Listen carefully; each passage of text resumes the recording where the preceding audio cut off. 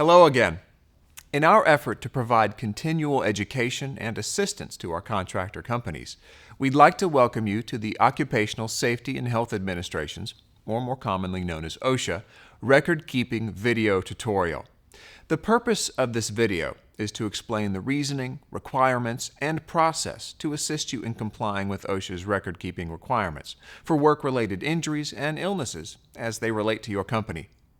This video focuses on the types of record-keeping cases contractors typically encounter.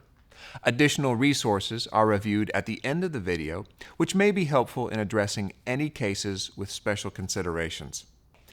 During this video, we will discuss the need for record-keeping, review general information and terminology, complete a step-by-step exercise on how to fill in an OSHA 300 log and 300A form, review some common errors found when submitting OSHA forms, and cover some additional resources available to your company. Okay, let's start by discussing why keeping injury and illness records is so important.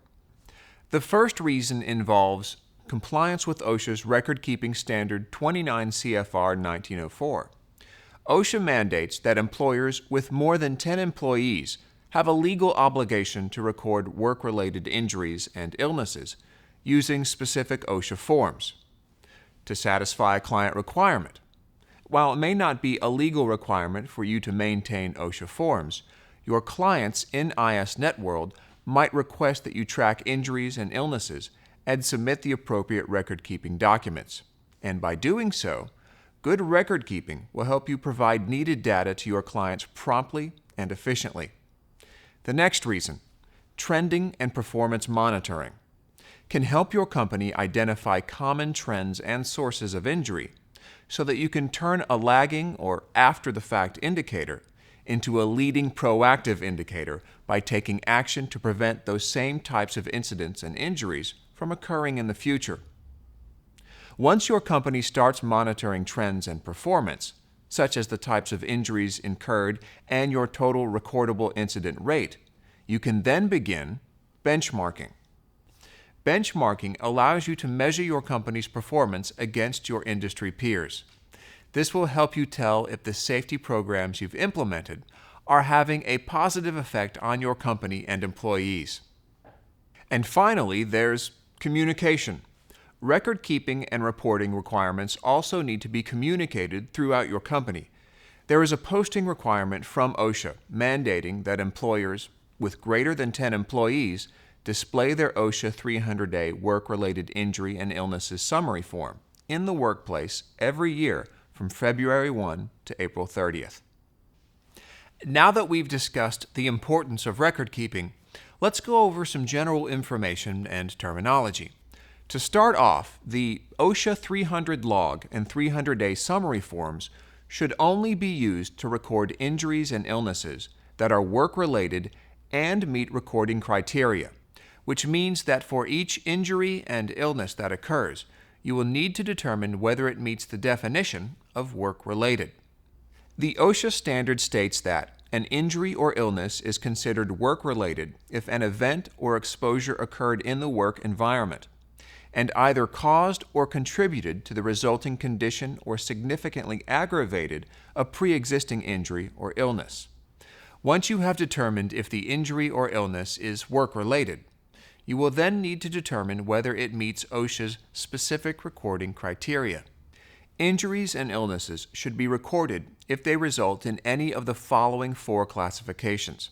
They are 1. Death of an employee. 2. Days away from work, which results when an injury or illness to an employee requires them to be absent from work for at least 1 day after the day of the injury. 3. When the injury or illness requires a job transfer or restriction of duties for the employee, which simply means that an employee is unable to perform one or more of their routine job functions for at least 1 day.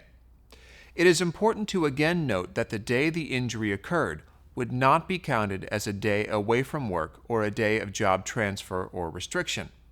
This is due to the fact that OSHA wants to ensure companies are not penalized while injured employees receive proper medical attention and the potential injury or illness is investigated.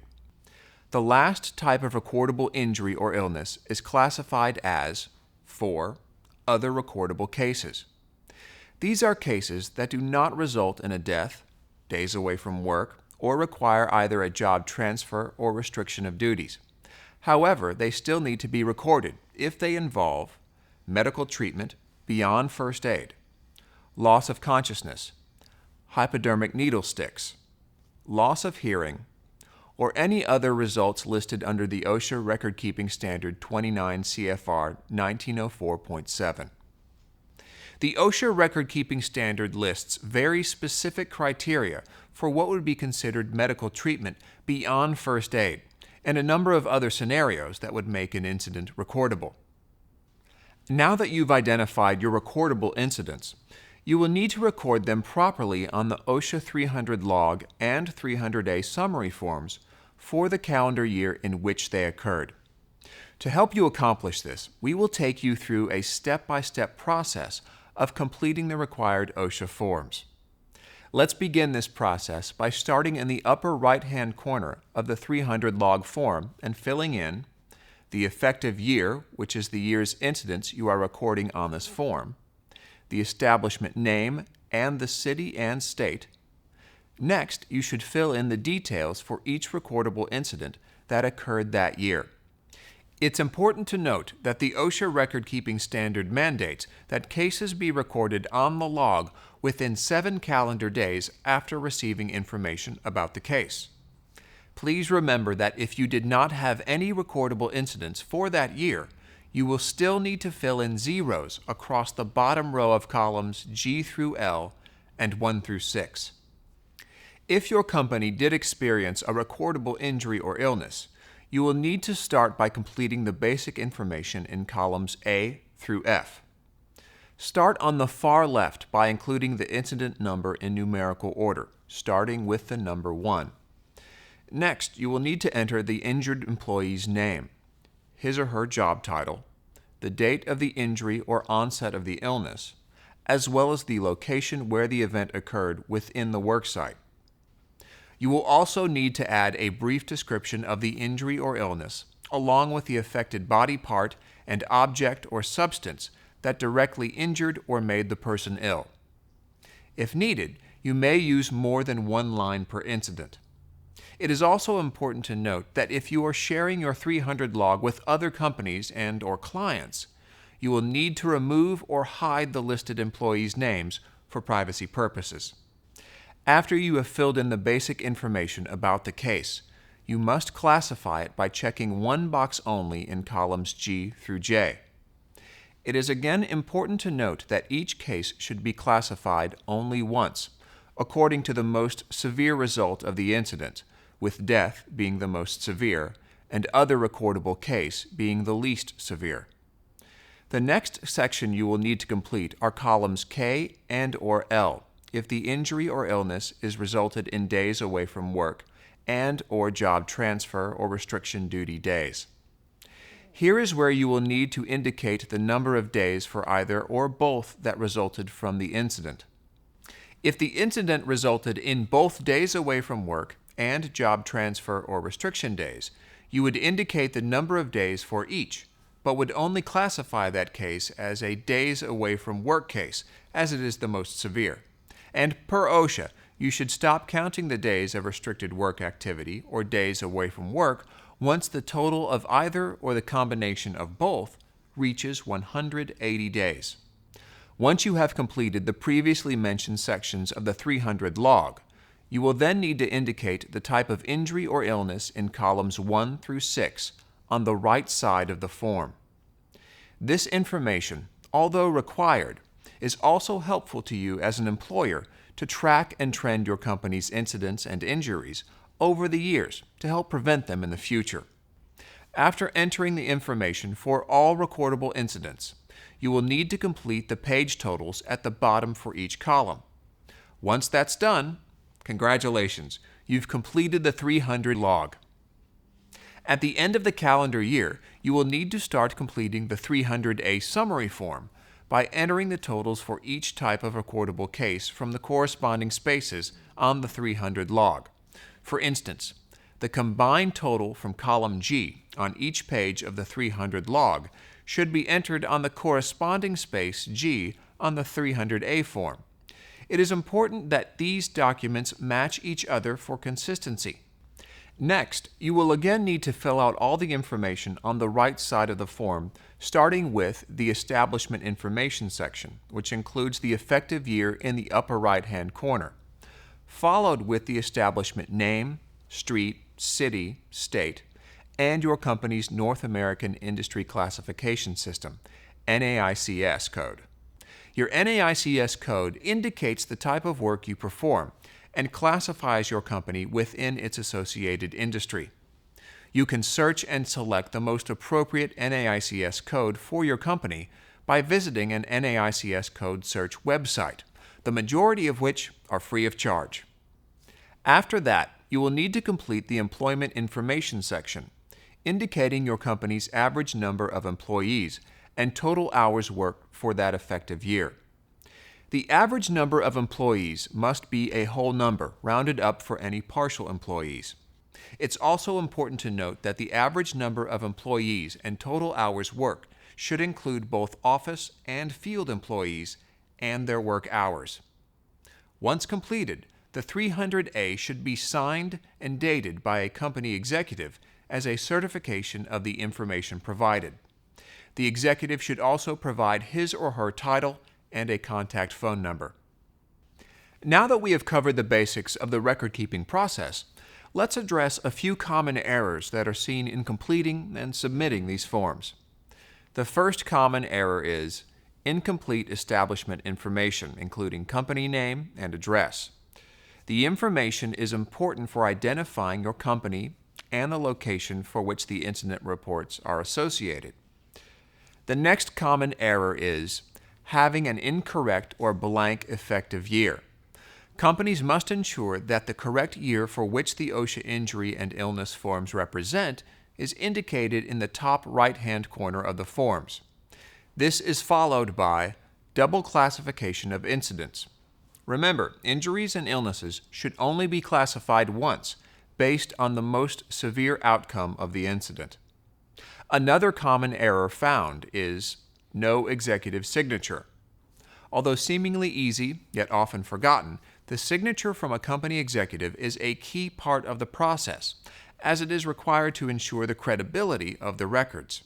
And finally, your OSHA 300 log and 300A form totals don't match. Also very common. When copying totals from one form to another, these injury and illness forms must correlate or match exactly to be accepted. Take the time to double and even triple check your work to ensure it is correct. By avoiding these 5 common errors, your compliance with both OSHA and your client's expectations to meet this record-keeping requirement will be greatly increased. Okay, we've identified who's required to record injuries and illnesses, discussed the different classifications each incident may fall under, and then went through the step-by-step process of completing the OSHA 300 log and 300A summary form. We've also reviewed some general information and common errors associated with record keeping. However, after this, you may still need some extra assistance. If this is the case, you're in luck. ISNet World contains a tool for contractors called SmartLog, which was developed to make the process of keeping injury and illness records simpler by providing contractors an online step-by-step process for record keeping. SmartLog has a decision tree built into it that asks the user questions about each incident, clarifying the classification process. And based on your responses to those questions, SmartLog completes the OSHA 300 log and 300A summary forms. These completed forms are then available for your company to print out and sign. And they also meet OSHA criteria. These forms can also be submitted into your ISNet World if your client or clients are requesting them. And the best thing of all is that there is no additional fee to use SmartLog, as ISN includes SmartLog as part of your ISNet World subscription, as a value-added benefit for your contractors. Also, if your company would like additional information or guidance regarding the record-keeping process from another source, you can always reference any of the following resources. 1. OSHA's 29 CFR 1904, the actual OSHA record-keeping standard, which lists all the legal requirements related to record-keeping. 2. Your local OSHA office, which you may call with any particular record-keeping question. 3. Your company's workers' compensation or insurance carrier, who are more than willing to provide assistance to your company. Or if you need additional specific guidance on how to fill those forms out, you can look at 4 record-keeping instructions located on the 300 log and 300-day summary forms. Thank you again for taking the time to view this video. We hope you found it beneficial in complying with the injury and illness record-keeping requirements set by OSHA and possibly your clients.